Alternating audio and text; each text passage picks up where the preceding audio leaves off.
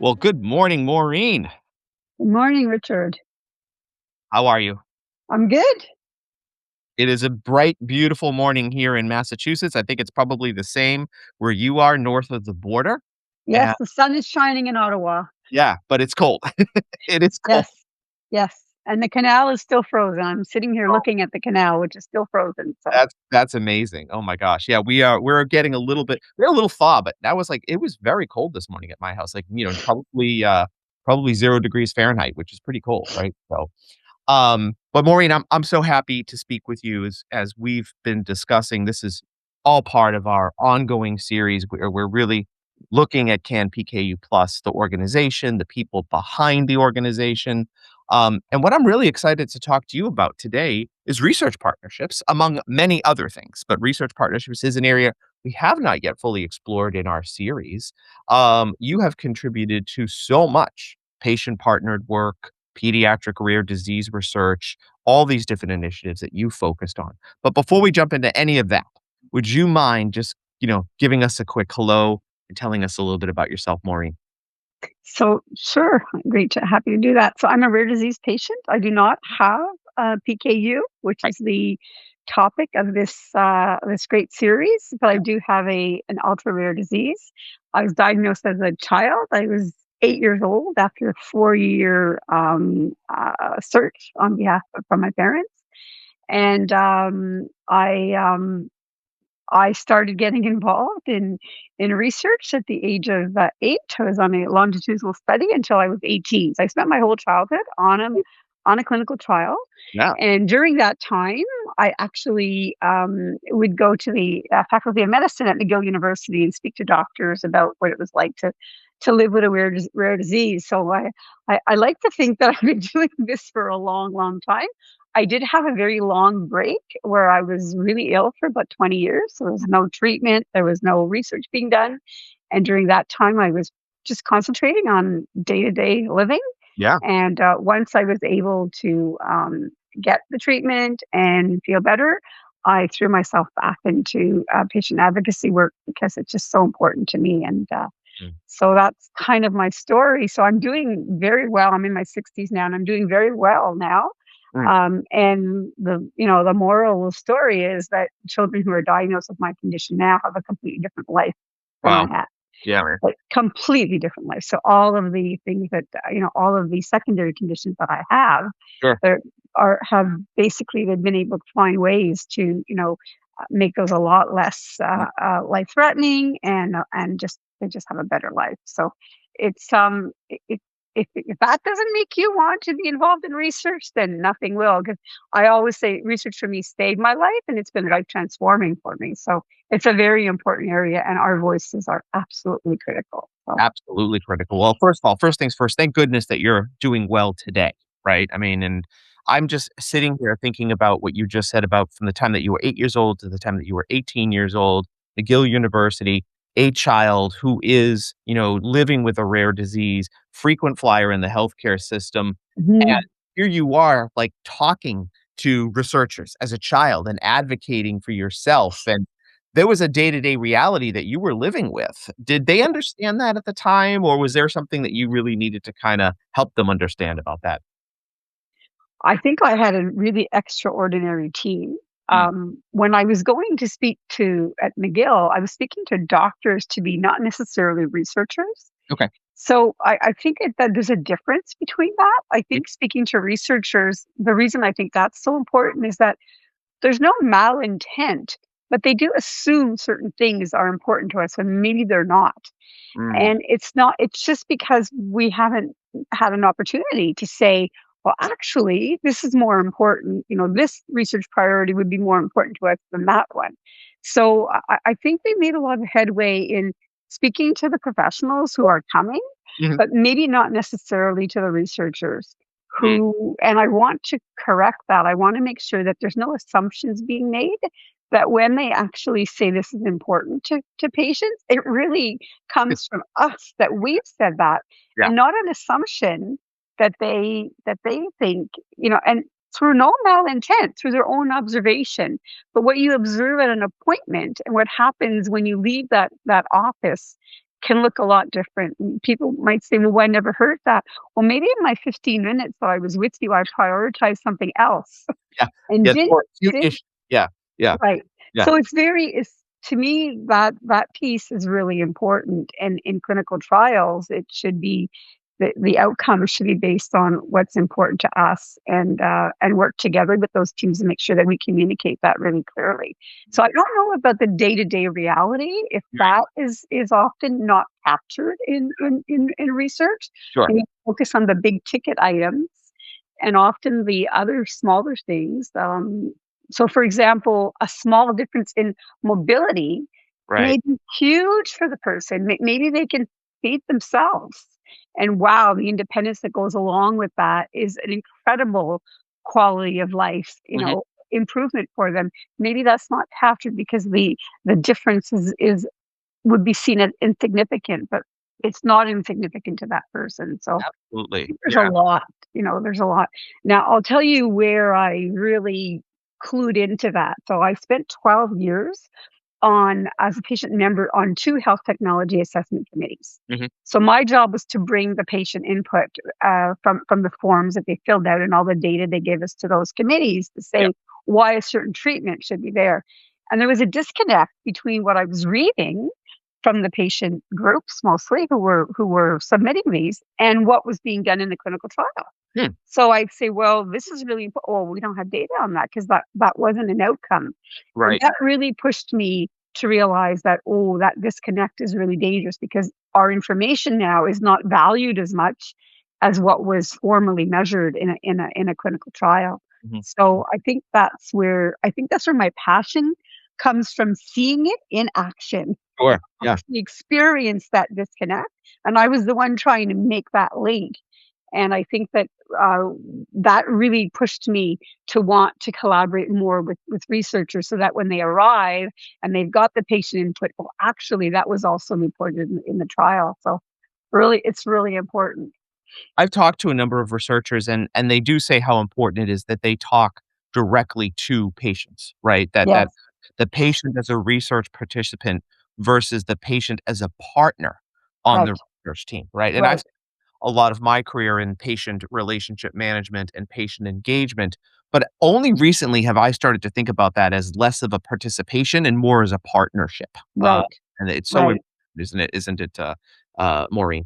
They're Uh, both essential elements of the system. Like we shouldn't have one without the other. If there are no research participants, what in the old days we would call them research subjects, we wouldn't have any research. Those people are absolutely essential, yeah. but they should come in to a trial that's been informed by Mm, patient partnership in crafting that and co-designing that trial. yeah. So that because they can't come in and say, "Oh, by the way, can you measure this outcome?" It's done. Like when they come in, it's a done deal. Yeah. Everything's going to happen, bang, bang, bang. It's in the piece before that Yeah. that patient partner is the vital player, and then it all kind of comes together beautifully to create trials that are really designed to address what's important to us, but also designed to not exclude us because the obligations and the how the trial is rolling out is not feasible. Mhm. I So appreciate there's so yeah. much. No, there is so much, and I think you and I could do an entire conversation just on this sort of research life Yeah, cycle, right? And where exactly. patient partners contribute the most to the research life cycle, governance, Right. recruiting, design, all the things that you so eloquently mentioned. I wanna talk about, the main topic here, sort of CAN-PKU plus. It has a very tangible role today Yes. as research, Yes. right? It's very replicable. Let's start there. Let's start from maybe just for folks that don't fully still know CAN-PKU. What is the research partnership role that the patient plays, can play? What happens in CAN-PKU maybe that's a little different, Maureen, beyond sort of awareness, beyond support?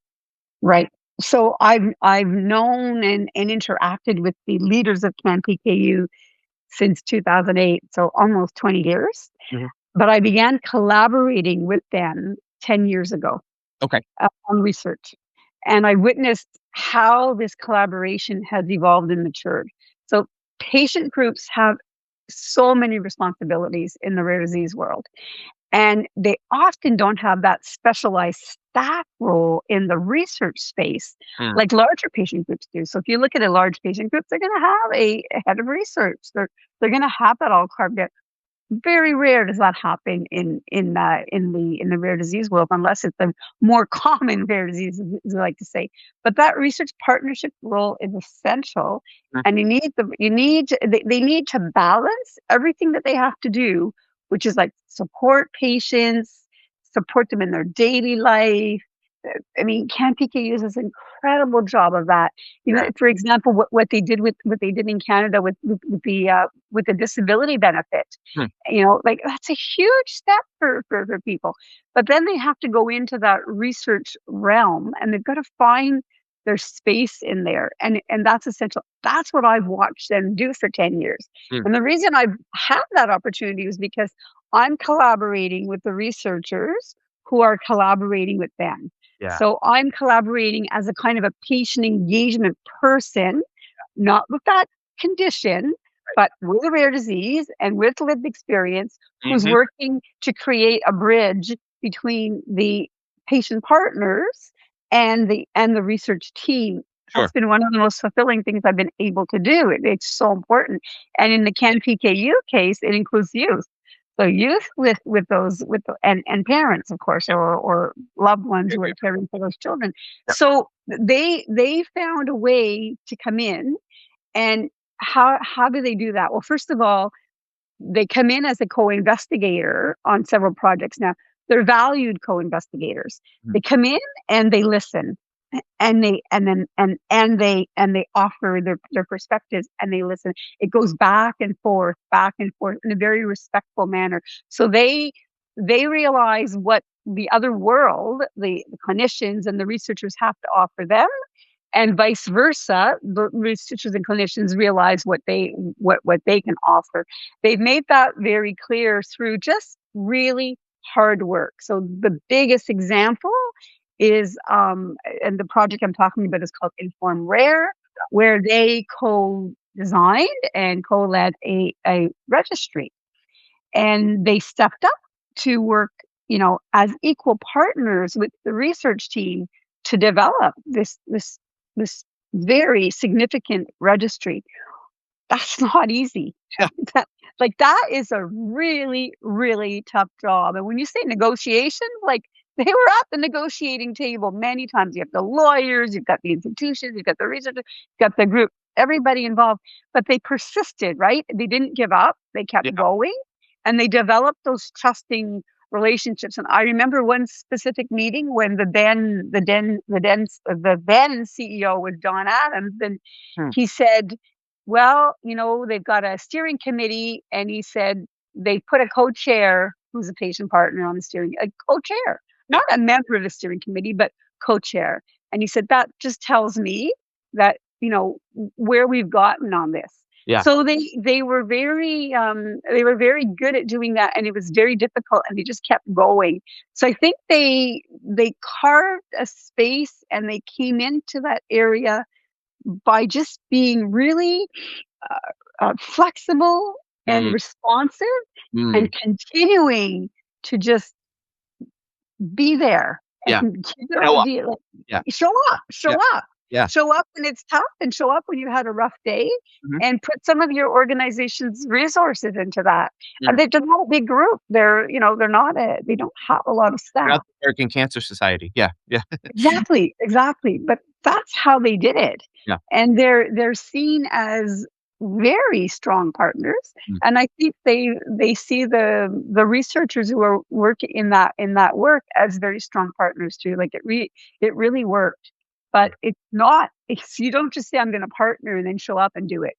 There are really rough meetings, and there's a lot that goes on behind the scenes, but you just have to kind of persist, and they've been very good at that, and they've been very smart about that, I would say. And It sounds I think they're reaping the benefits now, yeah. I appreciate what you're saying about building that trust and the clarity and the intentionality, right, Yeah, between researchers, between the patient groups.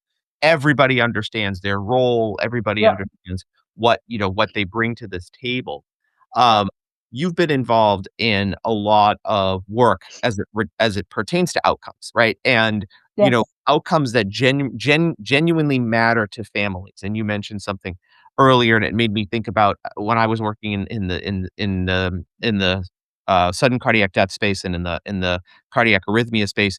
People just for an outcome for them was, I just want to be able to walk from point A to point B and not, Um, not lose, not feel the tightness in my chest, or want to be able to dance at my daughter's wedding, or, these are these are outcomes that genuinely matter to the patients. But there are standardized outcomes that we also have to measure, right? There are core outcome sets that need to be built. Talk to me a little bit about how patient partners shape those core outcome sets and why that's so important in rare disease, Maureen. so that was the raison d'être of our first collaboration, Uh, was to co-design the PKU and MCAD core outcome set. mm, And that's how we started. And we know now in the core outcome set world, where I'm very involved, that since there's been co-design and patient and youth perspectives and parent perspectives, that the outcomes have changed. There are more outcomes that are based on quality of life measures than there ever was before. mhm, So they came into that. We were all new in that space. The researcher had never done a core outcome set. I had never done one, and certainly CANPKU didn't have a core outcome set. So we all kind of came into that space. That was in 2016, so that's 10 years ago. Thinking, okay, this is like a big experiment here. We're going to work with these people and we're going to get this done. And the first thing was to try to. It was in the days where we used to go to meetings in person. I remember we traveled. We had a meeting where we live in Ottawa for a group around here, and then we went to Vancouver and had another meeting. And our first goal was to try to explain to the people who were going to partner with us why core outcome sets were important mhm, and why their participation, that we framed it as an investment in the future. right. Going to happen right away. It's not, you're not going to see, you're not, but you'll see better research because people will, and we'll also integrate them eventually into the registry, which we've been able to do. So I think they approached it in a way of saying, yeah, okay, we get it. We want to do this, then we're going to work with you to do it. So a lot of the parents who were part of that project were members of CANPKU. So one Mm, of the things that they do at CANPKU is they've got this network, right? So they were able to reach out to people and say, look, there's this great project happening. Who's interested? Contact these researchers and work with them. So they work really hard to,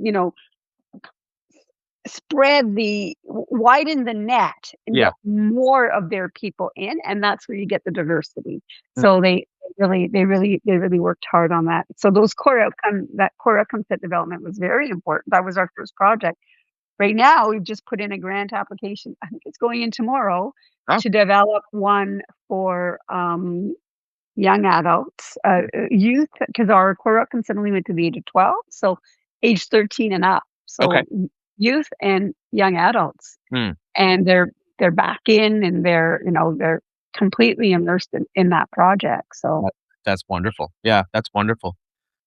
When I work with my students here, Maureen, and we talk from a public health perspective about resources, right? And it's easy to say, well, the resources I need are money, yeah. right? And whether we have to compensate patient partners, do that fairly, do that ethically. I'm always challenging my students to think about resources beyond funding, right? Where do you think some of the most important resources are coming from outside of the funding world, I guess, Maureen? Yeah, that's a really tough question, because the funding, if you're doing the research that's with an institution, the funding is coming from, in Canada, Canadian Institutes of Health Research grants, right? Right, right. And you first of all, you never get what you asked for. You cut it down almost Which is automatically. great. Right, yeah, kinda put me And there. then in there, you've got to kind of parse it out to figure out which part are you going to put into the patient engagement piece, so the compensation piece for that. Where is it going to go? A lot of services get offered in kind. That's really very helpful. Like, people do want to collaborate. We do compensate all of our patient and all of our patient and parent partners, absolutely. Mhm. But it's definitely a budget item. And if we had a budget that was, huge, we could do a lot more. So you have to kind of figure out where to put the emphasis. But the patient engagement piece for us is not a nice to have, it's Yeah. an It's essential. essential. Yep. So it's Yep. absolutely a big budget line item for us to Makes put sense. that piece in. So Yeah, that makes a lot yeah. of sense.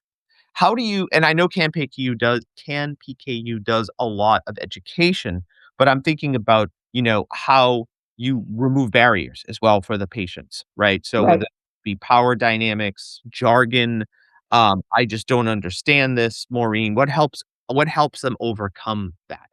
Right. So that's the part of the work that I'm probably the proudest of, because I think we worked really hard on that in 10 years, Mm, is mitigating that power imbalance, yeah, making sure that everything is in plain language, like it has to be understandable.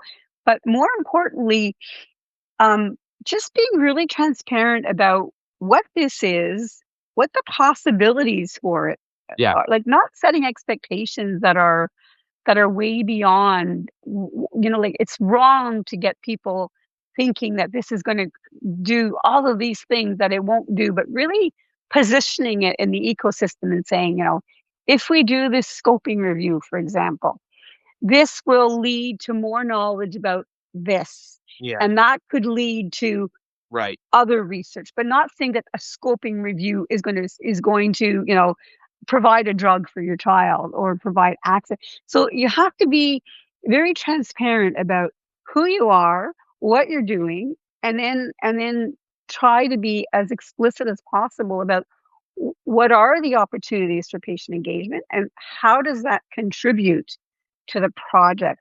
There's nothing worse than having I mean, these are people's lives, yeah, right? right, Can't have expectations that are unrealizable. That's awesome, just wrong. Like, they have to be something that is feasible, and that good onboarding is really about communication. And I'll give you an example of that. When we started 10 years ago, we went on this trip and we met with the people. We had a great session, and we came back to Ottawa, and the team started working in the background, and they were doing the literature review to get all of the outcomes that had already been identified into this survey that was going to form the core outcome set. And they were working really, really hard. And at one point I said, "Oh, I think we should communicate with them. It's been a while. They're probably wondering what's happening." So I wrote a newsletter, kind of a friendly little, this is what they've been doing in the background. And there were more articles than they thought there would be. So it's taken longer. And one person wrote back and said, "Oh, thank goodness. I thought you guys had fired me, that you met me and I just didn't fit the bill." Ah, Oh, ah, sticking a dagger in my heart. I was like, "Oh my goodness, that's horrible. yeah, they probably felt that. What a terrible thing." Believe me, I don't go on a project that doesn't communicate regularly. So it really is about communication. And I remember in another newsletter, we did a funny little piece on, if you were a project manager, you would have been fired a long time ago, because the timelines in research are really kind of artificial, because you don't often know what you're going to find when you look for it, and it takes longer. And like in any other walk of life, Right, you'd be fired. But this is how research rolls, and our commitment to you is that we will keep you informed. So that was a huge lesson. And yeah, it really, as a patient partner, was like, oh my goodness, like that's what happened. So it's really about transparency, communication, and be clear about their role. Like, yeah, do you have like in the creation of the registry, they were completely equal partners. That means on every single decision. But not every role is like that. right, So do you explain to people, and so we do, whenever we interact, we do what we heard and what we did document. So mm, this is what we heard. mm, This is what we were able to change. If mhm, we couldn't change it, why not? yeah, yeah. So, So oh, well, really the research ethics board requirements do not allow us to change that. We're very clear. mm, So we're getting back. because those patient partners are learning about the system and the sometimes the inflexibility in the system, how rigid it can be. And they're learning like, okay, when I say this, wow, they were able to actually change that. Now, I remember one of them we said there were 48 changes to the document based on what you said. Like that's what people need is they're giving their time and their energy. They need to know that it's making a difference at Yeah. that level. But then the hard part is how do you communicate and how do you find out the big picture difference, right? Like that's the that's the piece that we're working really hard on too, is to find out, like, okay, in that document it made a difference, but then Right. what did that document do? Like, did that document make a difference? So Right. Right. so I multiple levels. So much. The notion what you just said too about like what should we stop doing, what should we start doing, what should we Right. continue doing? I think that's smart sort of retrospective that you are doing. I haven't heard that before. To me, that seems is that kind of you feel that's unique in what you folks are doing, or is that just a good practice? I see it a lot of places now. I think when we first started doing it, it wasn't as common. Every project that I'm involved in does Good. it Yeah. because I say, I think this is really important. And when the researchers see it also, they know the impact too. Like when we did our evaluation, the researchers said, well, we like we're there, we're listening to them, but Mhm. we don't always find out what the impact is at the end of the day. And we want to know too. Like it's everybody's business, basically. Yeah. What I'm Yeah. trying to say. Yeah. Yeah. Thank you. Thank you. As Maureen, as we kind of shift from the impact, the measurement, the dissemination, I want to talk about the future. I Yeah. want to talk about what needs to change. You and I were kind of joking for a minute when we got on before we got on air that, the world's different today than it was Yes. when we talked. And the future is so unknown, right? And vision and kind of thinking a little bit about the future. What do you wanna see change the most, Maureen? Is it funding? Is it design? Is it all of the above? I'm curious as to, if you could change one thing about future rare disease research, what would be that thing, Maureen, that you would be most Yeah, excited? I'll start with the clinical trial space Yeah. in clinical trial research, and then I'll go to the more health systems, like Oh, in the right. PKU and quality of life and things like that. In the clinical trial space, we've made a couple of huge advances this year with the WHO, saying that it's mandatory to have patient engagement in the on the clinical trial team, with reporting guidelines now asking for the when they report back to say what they did and how they did it. Mhm. So big advancements made in that space. Still a lot of work to do though to get it, you know, widespread and not to bring people in at the end Right. and say, "Well, this is what we're going to do now. Just rubber stamp it for us, and then we can write that you were engaged." Right. Yeah. So it really is about finding those spaces where our contributions are actually essential and should not be, they should just be part of it. So that's a culture change because Yeah. that's not and but it's happening.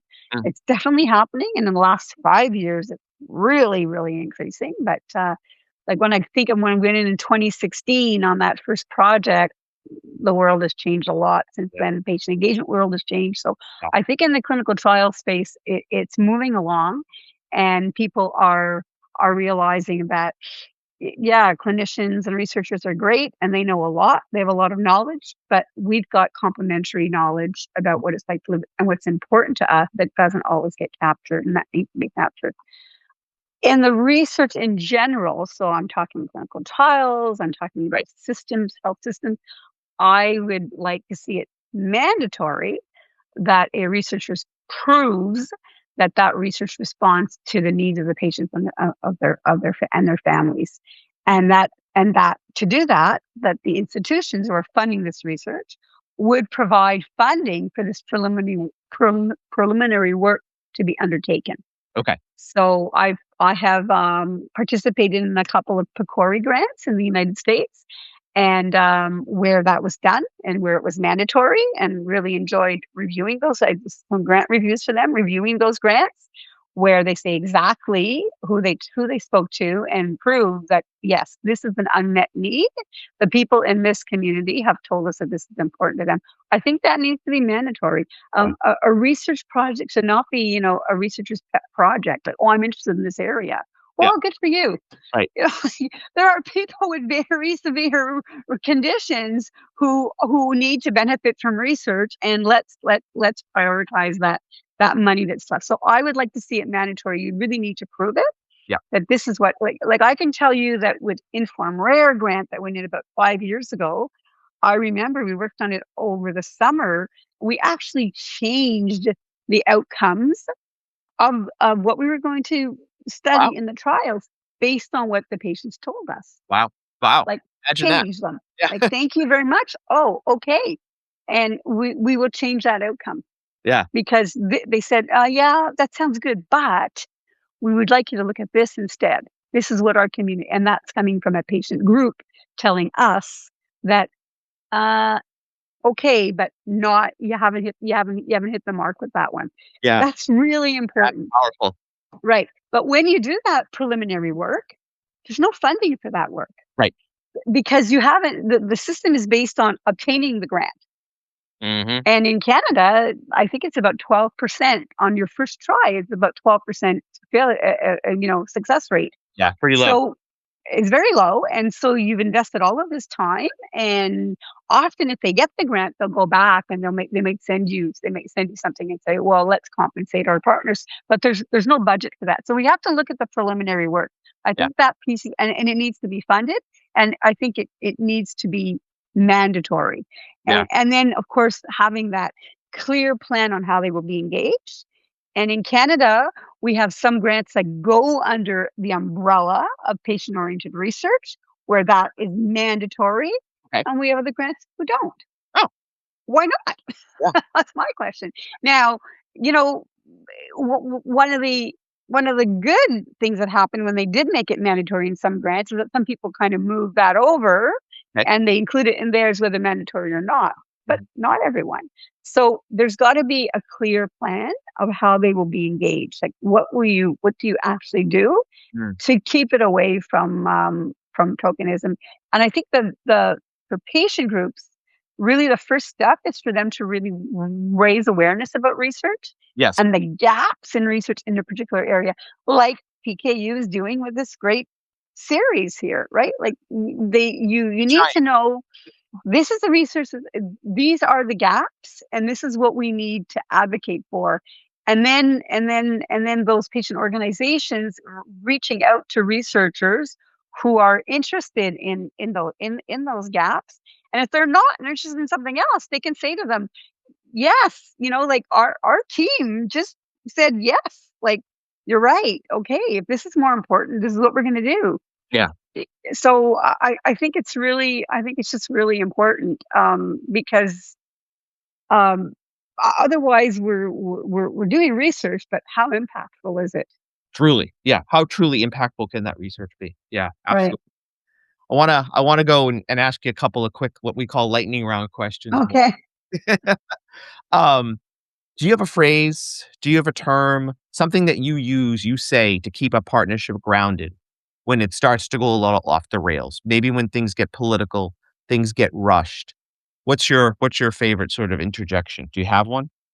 I think that at the end of the day, we're Mm. all here for the same reason, Yeah, good which is reminder. to improve the lives of those patients with those conditions, but that sometimes our perspectives are pointing us in different directions, and we have to kind of regroup and just remember that we're all there basically for the same reason. Mhm. I'm also a big fan of asking researchers to just be a little more personal, Yeah. why don't you tell us why are you in this Why are you area? here? Yeah, What absolutely. like, what is it that and of all the projects you could do, of all the areas you could be, what is it about this area that and many don't think to do that. They expect us to do that. Yeah. Like, we're asked to be, to reveal ourselves and put our cards down, but often it's not the other way around. And some of those when I've asked people to do that, some of those answers are just amazing. It could be like, a sibling, sometimes it's a sibling with a rare disease or an event that occurred in their life and it may have changed their pathway. It's just amazing to hear that. So I think it's that, it's to go back to the human touch, I guess. Yeah. I guess that's where I one of the most fascinating things I find when I do get an opportunity to interview researchers is that question of why are you so interested in this yeah, particular thing, right? yeah, Where yeah, your research coming from? And sometimes I get a very scientific answer because they're yeah, fascinated by the science of it, and that's fine, that's great, and you want them to yeah, love the science and love solving right. the Yeah, problem, but it is interesting when I get more sort of concrete and personal reasons behind their choice, right, to be in this certain area versus not in this area. Yeah, that's really yeah, cool. Yeah, I love yeah. that. Love that.